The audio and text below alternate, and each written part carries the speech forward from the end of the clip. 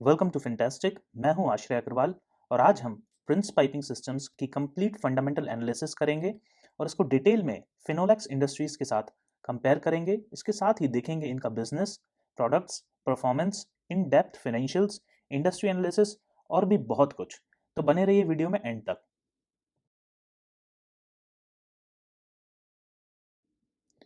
Prince piping systems 1987 में establish हुई थी और आज की डेट में ये top 5 largest PVC pipe manufacturer है इंडिया में।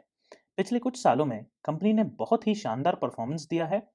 कंपनी यूपीवीसी, सीपीवीसी, पीआरपी और आरआर टाइप के पाइप्स और फिटिंग्स बनाती है और इनके 7500 से ज़्यादा प्रोडक्ट्स हैं। कंपनी की total capacity 2.59 lakh tons per annum की है और पिछले साल इन्होंने कुछ बहुत बड़े ग्लोबल प्लेयर्स के साथ टाई अप भी किया है, जैसे लुब्रिजॉल जो सीपीवीसी का इन्वेंटर है, वर्ल्ड के लार्जेस्ट मैन्युफैक्चरर है। इसके अलावा टूलिंग हॉलैंड कंपनी के साथ भी टाई अप किया है, जो ग्लोबल लीडर है प्लास्टिक मोल्ड मैन्युफैक्चरिंग में। कंपनी के 7 मैन्युफैक्चरिंग प्लांट्स हैं, 8 डिपोज हैं और 1500 से ज़्यादा चैनल पार्टनर्स भी हैं। कंपनी एक फैमिली ओन्ड बिजनेस है चेड्डा का। यहाँ पे आप इनके बोर्ड ऑफ डायरेक्टर्स में उनका नाम देख सकते हैं।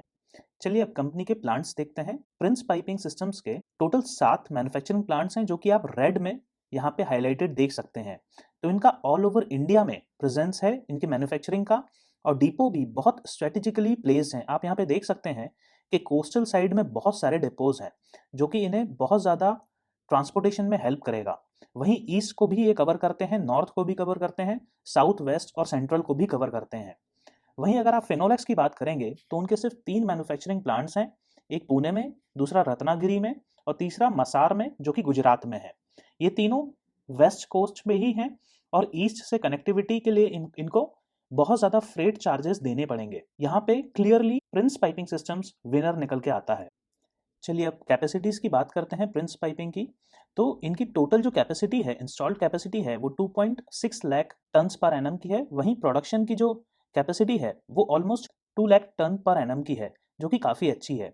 जो फिनोलेक्स की इंस्टॉल्ड कैपेसिटी है वो लगभग 3.5 लाख टन्स पर एनम की है। वहीं प्रोडक्शन कैपेसिटी लगभग 2.5 लाख टन्स पर एनम की है। तो यहाँ पे फिनोलेक्स विनर निकल के आता है। लेकिन प्रिंस का बहुत ही डाइवर्स है और हर जगह से ये मैन्युफैक्चरिंग करते हैं, तो ये एक इसके लिए बहुत पॉजिटिव साइन है। चलिए अब प्रिंस की क्रेडिट रेटिंग की बात करते हैं। तो इनकी रेटिंग इस साल रिवाइज हुई है। पहले ए नेगेटिव स्टेबल आउटलुक में थी, अभी ए नेगेटिव पॉजिटिव आउटलुक में हो गई है for long term. For short term ये A2 पॉजिटिव है। वहीं फिनोलेक्स की अगर देखेंगे तो वहाँ पे लॉन्ग टर्म AA रेटेड है और शॉर्ट टर्म A1 प्लस है। दोनों ही रेटिंग प्रिंस पाइपिंग सिस्टम से बेटर है। चलिए अब पाइप्स के टाइप देखते हैं जो ये दोनों कंपनीज प्रिंस पाइपिंग सिस्टम्स और फिनोलेक्स मैन्युफैक्चर करती हैं। तो पहला है यूपीवीसी। ये होता है अनप्लास्टिसाइज्ड पॉलीविनाइल क्लोराइड। इसको मोस्टली इरिगेशन में यूज किया जाता है। ये थोड़े से सस्ते पाइप होते हैं कंपैरेटिवली। कोल्ड वाटर के लिए ही यूज किया जा सकता है, ये हॉट वाटर को हैंडल नहीं कर सकते, और ड्रेनेज के लिए यूज होता है। सीपीवीसी जो कि आजकल बहुत फेमस है, इसको हम जब इंडस्ट्री एनालिसिस करेंगे उसको डिटेल में देखेंगे। ये हॉट एंड कोल्ड वाटर दोनों के लिए यूज किया जा सकता है और इंडस्ट्रियल एप्लीकेशन में इसका बहुत ज़्यादा यूज है। HDPE जो कि एक हाई डेंसिटी पॉलीमर होता है, ये काफ़ी स्ट्रॉन्ग मटेरियल से बनता है और अंडरग्राउंड ड्रेनेज स्ट्रक्चरल वॉल में यूज़ किया जाता है। वहीं WSS के लिए भी ये यूज़ होता है। PPR भी ऑलमोस्ट CPVC जैसा ही है, लेकिन थोड़ा सा CPVC को ज़्यादा प्रेफरेंस दी जाती है क्योंकि उसकी केमिकल रिएक्शंस से ज़्यादा प्रिवेंशन होता है। Composite pipes mixture of product से बनते हैं। ये hot and cold water systems को सपोर्ट करता है, गैस पाइपलाइन को सपोर्ट करता है और इंडस्ट्रियल एप्लीकेशन में यूज़ होता है। चलिए अब पाइपिंग इंडस्ट्री की एनालिसिस करते हैं। 2014 से 2019 तक प्लास्टिक पाइप्स और फिटिंग की इंडस्ट्री इंडिया में 10 से 12 CAGR की रेट से ग्रो हुई है और 2019 में ये इंडस्ट्री 300 बिलियन रुपीस की थी। एस्टिमेटेड है कि 2024 तक ये 500 बिलियन रुपीस को क्रॉस करेगी, जो कि 12 से 14% की CAGR ग्रोथ है। इस इंडस्ट्री के ग्रोथ के लिए गवर्नमेंट की तरफ से भी बहुत इनिशिएटिव्स लिए गए हैं। उनको एक एक करके देखते हैं। पहला है Atal mission for rejuvenation and urban transformation, Amrut scheme, जिसका मिशन है बेसिक सिविल एमिनिटीज प्रोवाइड करना, जैसे water supply, sewerage, urban transport, parks etcetera. दूसरा है प्रधानमंत्री कृषि सिंचाई योजना, जिसका मिशन है एग्रीकल्चरल इरिगेशन में फार्मर्स को हेल्प करना। सीपीवीसी पाइप्स सबसे ज़्यादा सेलिंग प्रोडक्ट है और एस्टिमेटेड है कि 2025 तक ये 18% की CAGR से ग्रो करेगा। वहीं HDPE 11.4, PPR 11.4, UPVC सिर्फ 9.6% की रेट से ग्रो करेंगे। चलिए पाइपिंग इंडस्ट्री के ग्रोथ ड्राइवर्स को देखते हैं। तो स्टार्ट करते हैं इरिगेशन से। इंडिया की 58% पॉपुलेशन की primary source of income agriculture है और गवर्नमेंट की पॉलिसीज की वजह से एक्सपेक्टेड है कि ये सेक्टर आने वाले टाइम में बहुत ग्रो करेगा। एग्रीकल्चर में इरिगेशन सेक्टर एक प्राइम यूजर है पीवीसी पाइप्स का, जो कि 47% सेल्स को कंट्रीब्यूट करता है। इंडिया में total 142 million hectares cultivated land है, जिसमें से सिर्फ 50% ही इरिगेटेड है और उसमें से भी 63% ट्यूबवेल्स पे डिपेंडेंट है, जो कि मानसून पे डिपेंड करता है। ये क्लियरली एक बहुत बड़ी अपॉर्चुनिटी शो करता है पाइप्स और फिटिंग इंडस्ट्री के लिए। इरिगेशन में पिछले 5 सालों में 2931 बिलियन रुपीस की इन्वेस्टमेंट हुई थी और एक्सपेक्टेड है कि नेक्स्ट 5 सालों में ये बढ़कर 4882 बिलियन रुपीस हो जाएगी, जो कि 8 से 9% की CAGR ग्रोथ है। वाटर सप्लाई और sanitation WSS and plumbing sector second largest sector है पीवीसी पाइप्स का, जो कि 35 से 40% कंट्रीब्यूट करता है सेल्स में। पिछले 5 सालों में गवर्नमेंट ने कई स्कीम्स में बहुत इन्वेस्ट किया है और ये हर साल 9 से 10% की CAGR रेट से ग्रो कर रहा है। यहाँ पे आप वो स्कीम्स के नाम देख सकते हैं जिसमें गवर्नमेंट स्पेंड कर रही है। तो जैसे जल जीवन मिशन में 60 लाख करोड़ का इन्वेस्टमेंट होना है, नमामि गंगे में 840 करोड़ का, वहीं स्वच्छ भारत मिशन ये एक बहुत ही एम्बिशियस प्लान है। अमृत के बारे में हम ऑलरेडी देख चुके हैं। स्मार्ट सिटी मिशन भी इस इंडस्ट्री को बहुत फ्लरिश करेगा। रियल एस्टेट में देखें तो एक्सपेक्टेड है कि 2030 तक ये $1 ट्रिलियन को क्रॉस करेगा, जो 2017 में सिर्फ $120 बिलियन का था और ये 2025 में लगभग 13 से 14% कंट्रीब्यूट करेगा GDP का। चलिए प्रिंस पाइप्स की क्वार्टरली इनकम स्टेटमेंट देखते हैं। तो यहाँ पे आप देख सकते हैं कि ईयर ऑन ईयर बेसिस पे हर क्वार्टर में इन्होंने ग्रोथ अच्छी खासी दिखाई है। वहीं आप देखेंगे तो इनके ऑपरेटिंग प्रॉफिट भी हर साल इंक्रीज हुए हैं ईयर ऑन ईयर बेसिस पे। तो ये बहुत पॉजिटिव साइन है और ये ग्रोथ के पाथ पे चल रहे हैं। वहीं आप ऑपरेटिंग प्रॉफिट मार्जिन भी अगर आप देखेंगे तो एक ये अच्छे लेवल पे मेंटेन्ड है, ऑल्दो फिनोलेक्स का इससे ज़्यादा है, वो हम डिटेल में थोड़ी देर बाद देखेंगे। वहीं आप प्रॉफिट बिफोर टैक्स देखेंगे तो ये इस क्वार्टर में थोड़ा सा डिक्रीज हुआ था। ये majorly third wave of Covid की वजह से हुआ है और क्रूड ऑयल के प्राइसेस, क्योंकि पीवीसी भी एथिलीन से बनता है, जो कि एक पेट्रोलियम डेरिवेटिव प्रोडक्ट है। नेट प्रॉफिट भी अगर आप देखोगे तो ईयर ऑन ईयर के बेसिस पे हर साल इंक्रीज हो रहा है। ईपीएस भी आप देखोगे तो ये भी कंटिन्यूसली इंक्रीज हो रहा है, जो कि एक बहुत पॉजिटिव साइन है। चलिए प्रिंस पाइप्स की एनुअल इनकम स्टेटमेंट देखते हैं। तो यहाँ पे आप देख सकते हैं पिछले 6-7 सालों में कंटिन्यूसली इनके रेवेन्यूज इंक्रीज हुए हैं और अभी थर्ड क्वार्टर तक इनके रेवेन्यूज लास्ट ईयर के रेवेन्यूज से ज़्यादा हो चुके हैं और अभी एक क्वार्टर का रिजल्ट आना बाकी है। तो ये क्लियरली शो करता है कि एक बहुत अच्छी ग्रोथ पाथ पे हैं और इनके प्रॉफिट भी कंटिन्यूसली हर साल इंक्रीज हुए हैं। वहीं अगर आप देखेंगे तो जो प्रॉफिट बिफोर टैक्स है वो भी कंटिन्यूसली इंक्रीज हुआ है और नेट प्रॉफिट भी कंटिन्यूसली इंक्रीज हुआ है। कंपनी के अगर आप नेट प्रॉफिट मार्जिन भी अगर आप देखोगे तो पिछले हर साल इंक्रीज ही हुए हैं और अच्छे खासे लेवल पे अब जा रहे हैं। बेसिक ईपीएस भी एनुअल में 20 रुपए के आसपास है, जो कि काफ़ी अच्छा है। बैलेंस शीट पे अगर नज़र डालें तो जो इनके करंट एसेट्स हैं वो करंट लायबिलिटीज से हमेशा ज़्यादा हैं। तो आप यहाँ देख सकते हैं ये बहुत अच्छा साइन है कि एटलीस्ट कंपनी के पास एसेट्स, करंट एसेट्स लायबिलिटीज से ज़्यादा हैं। चलिए अब फिनोलेक्स और प्रिंस पाइप को कंपेयर करते हैं, इसने एनएसई पे कैसा परफॉर्म किया। तो अगर आप 2021 की स्टार्टिंग में 100 रुपये इन्वेस्ट करते प्रिंस पाइप्स और फिनोलेक्स में, तो आज की डेट में प्रिंस पाइप की वैल्यू ज़्यादा होती। चलिए अब कैश फ्लोज को कंपेयर करते हैं। तो प्रिंस पाइप कंटिन्यूसली इनका ऑपरेटिंग कैश फ्लो इंक्रीज हो रहा है, जो कि बहुत पॉजिटिव साइन है। एक 2020 में कोविड के लॉकडाउन की वजह से ज़रूर डिक्रीज हुआ था, लेकिन एटलीस्ट नेगेटिव में नहीं गया था। वहीं आप देखेंगे तो कंटिन्यूसली कंपनी इन्वेस्टिंग भी अच्छी खासी कर रही है और इसको हम डिटेल में 1 मिनट बाद देखेंगे कि कहाँ इन्वेस्ट कर रहे हैं। फाइनेंसिंग में भी ये शॉर्ट टर्म लोन्स लेते रहते हैं। वहीं अगर आप फिनोलेक्स का देखेंगे तो जो इनका ऑपरेटिंग है ये भी कंटिन्यूसली पॉजिटिव में रहा है, विद एक एक्सेप्शन जो कि 2020 में था। लेकिन इस साल इन दोनों कंपनीज के जो ऑपरेटिंग कैश फ्लो था वो लास्ट ईयर के कंपैरिजन में बहुत ज़्यादा बड़े हैं। ये इसलिए हुआ है क्योंकि जो पिछले साल की इन्वेंट्रीज बची हुई थी वो इन्होंने सस्ते दामों में मैन्युफैक्चर की थी और बहुत महंगे दामों में बेच दी। इस वजह से बहुत ज़्यादा प्रॉफिट हुआ था और वही चीज़ ऑपरेटिंग कैश फ्लो में क्लियरली नज़र आती है।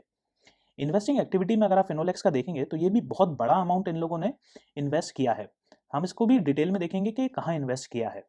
नेट कैश फ्लो अगर आप देखेंगे तो करेंटली प्रिंस के पास 8.38 करोड़ का है, वहीं फिनोलेक्स के पास नेगेटिव 25 करोड़ का है। चलिए अब देखते हैं प्रिंस पाइप्स ने कहाँ कहाँ इन्वेस्ट किया है।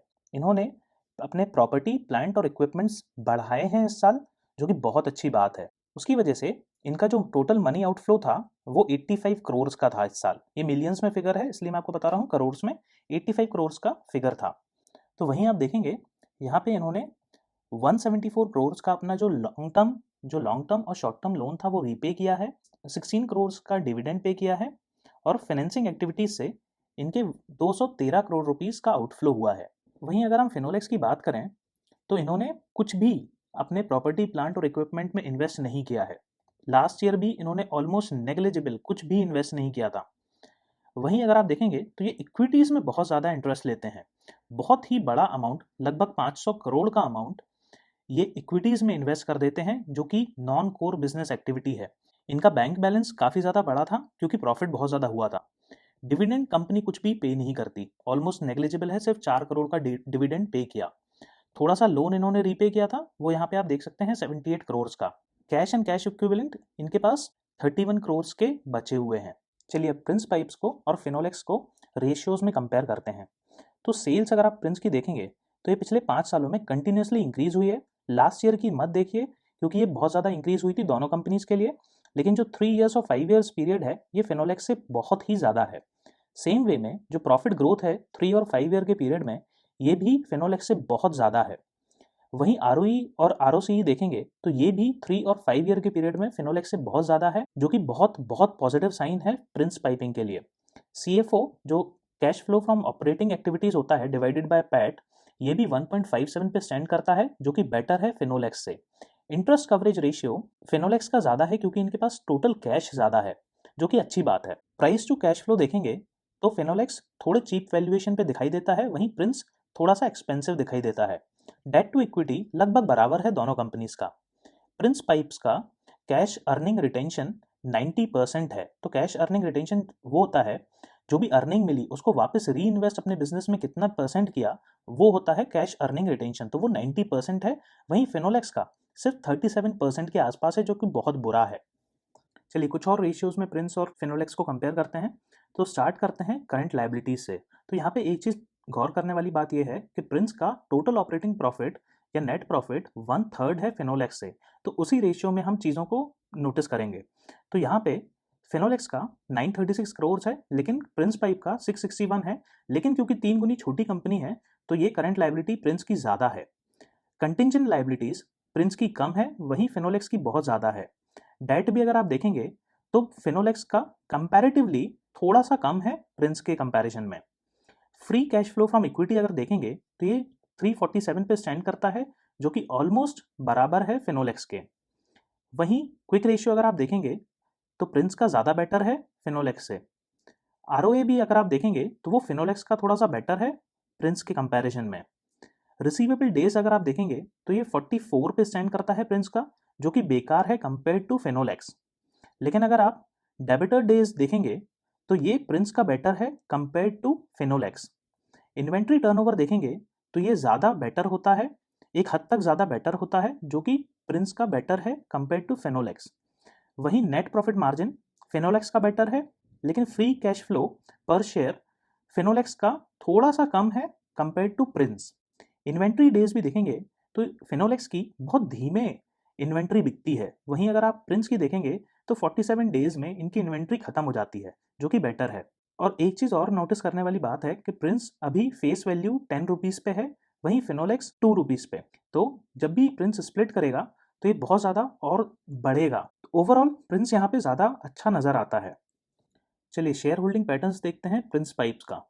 तो यहाँ पे प्रमोटर्स के पास 62.94% की होल्डिंग है, जो कि इस क्वार्टर में थोड़ी सी डिक्रीज हुई है लास्ट क्वार्टर के कंपैरिजन में। लेकिन वहीं आप अगर देखेंगे तो एफआईआई के पास 4.84% की इक्विटी है और भी बहुत सारे FIIs ने इन्वेस्ट किया है प्रिंस पाइप्स में। वहीं म्यूचुअल फंड्स भी इंक्रीज हुए हैं लास्ट क्वार्टर के कंपैरिजन में। पब्लिक के पास 18.47% की इक्विटी है, DIIs के पास टोटल 13.75 की इक्विटी है और FIIs के पास 4.84 की है। कोई भी शेयर यहाँ पे प्लेज्ड नहीं है। चलिए अब फिनोलेक्स की शेयर होल्डिंग पैटर्न देखते हैं। तो प्रमोटर्स का यहाँ पे शेयर कंसिस्टेंट है पिछले 4-5 क्वार्टर्स से, जो कि 52.47 पे स्टैंड करता है। FIIs थोड़े से इंक्रीज हुए हैं और अभी इनके पास 5.74% की इक्विटी है, लेकिन जो म्यूचुअल फंड्स वाले हैं और DII हैं ये थोड़े से डिक्रीज हुए हैं लास्ट क्वार्टर के कंपैरिजन में। पब्लिक के पास 31.61% की इक्विटी है, DII के पास 9.83, FII के पास 5.74% की। कोई भी शेयर यहाँ पे प्लेज्ड नहीं है। शेयर होल्डिंग पैटर्न्स के हिसाब से प्रिंस पाइप बेटर नज़र आता है। चलिए अब फिनोलेक्स को और प्रिंस पाइप्स को बाकी के पीयर से भी एक बार कंपेयर करके देख लेते हैं कि कुछ और भी अच्छा है क्या कि नहीं है। तो स्टार्ट करते हैं फिनोलेक्स से। तो यहाँ पे इनकी डेट टू इक्विटी 0.6 है, एस्ट्रल की 0.02 है, वहीं सुप्रीम की बिल्कुल भी डेट नहीं है, प्रिंस पाइप्स की 0.08 है। तो यहाँ पे सबसे ज़्यादा debt to equity ratio Prince pipes का है। नेट सेल्स की बात करें तो सबसे ज़्यादा नेट सेल्स सुप्रीम इंडस्ट्रीज़ की थी, लेकिन सुप्रीम इंडस्ट्रीज़ और भी प्रोडक्ट्स में काम करती है, उनका फर्नीचर का सेगमेंट भी है जो कि बाकी की तीन फिनोलेक्स, एस्ट्रल और प्रिंस पाइप्स नहीं करते। तो इसको हम काइंड ऑफ इग्नोर कर सकते हैं यहाँ पे। तो मेनली फिर हम एस्ट्रल से कंपेयर करते हैं तो इनका नेट सेल्स अगर हम देखेंगे तो ऑलमोस्ट फिनोलेक्स के बराबर ही है, लेकिन फिनोलेक्स का नेट प्रॉफिट उससे बहुत ज़्यादा है और मार्केट कैप भी एस्ट्रल से बहुत कम है। तो क्लियरली एस्ट्रल और फिनोलेक्स में तो फिनोलेक्स ही बेटर नज़र आती है। तो एस्ट्रल को हम इस कंपैरिजन से अलग ही कर देंगे क्योंकि ये बहुत ओवर वैल्यूड नज़र आ रही है। वहीं प्रिंस पाइप का नेट प्रॉफिट कम है, लेकिन हमने देखा था कि ये बहुत एग्रेसिव ग्रोथ कर रहे हैं और इनके नंबर्स और रेशियोज बहुत हेल्दी नंबर्स में इंक्रीज हो रहे हैं। चलिए अब कंक्लूड करते हैं। आई होप आपके काफ़ी सारे डाउट्स क्लियर हुए होंगे इस वीडियो से। पाइपिंग इंडस्ट्री क्लियरली एक बहुत ग्रोइंग इंडस्ट्री है और नेक्स्ट 5 ईयर्स में बहुत तेज़ी से ग्रो करेगी। प्रिंस पाइप एक एग्रेसिव ग्रोथ कंपनी है और बहुत बड़े बड़े कोलैबोरेशंस कर रही है इंडस्ट्री जायंट्स के साथ। कंपनी के बहुत स्ट्रेटेजिकली प्लेस्ड मैन्युफैक्चरिंग है, जिससे इनके ट्रांसपोर्ट एक्सपेंसेस फ्यूचर में काफ़ी कम होंगे। प्रिंस पाइप का फेस वैल्यू अभी 10 रुपीज़ है और ये स्प्लिट होने के बाद काफ़ी बेनिफिट करेगा अपने शेयर होल्डर्स को। वहीं फिनोलेक्स के पास ये सब कुछ भी नहीं है। कंपनी मेनली अब इक्विटी में इन्वेस्ट कर रही है और ग्रोथ पे शायद इनका फोकस नहीं है। ऑल्दो फिनोलेक्स एक चीप वैल्यूएशंस पे अवेलेबल है, इन दोनों कंपनीज में एक क्लियर विनर नहीं नज़र आता है। अगर आपको एग्रेसिव और ग्रोथ ओरिएंटेड कंपनी चूज करनी है तो प्रिंस बेस्ट है। अगर सेफ और चीप वैल्यूएशंस चाहिए तो फिनोलेक्स। प्रिंस के बिजनेस और ग्रोथ और पास्ट को देख के मैं इसको 7 आउट ऑफ 10 रेट करूंगा और वहीं फिनोलेक्स को 5 आउट ऑफ 10 रेट करूंगा। अगर आपको कोई भी डाउट्स हैं या आप चाहते हैं मैं किसी स्पेसिफिक टॉपिक को थोड़ा और एक्सप्लेन करूं तो प्लीज़ कमेंट करें, और अगर आप चाहते हैं मैं किसी और कंपनी का भी एनालिसिस करूं तो प्लीज़ कमेंट में बताएं। Thank you.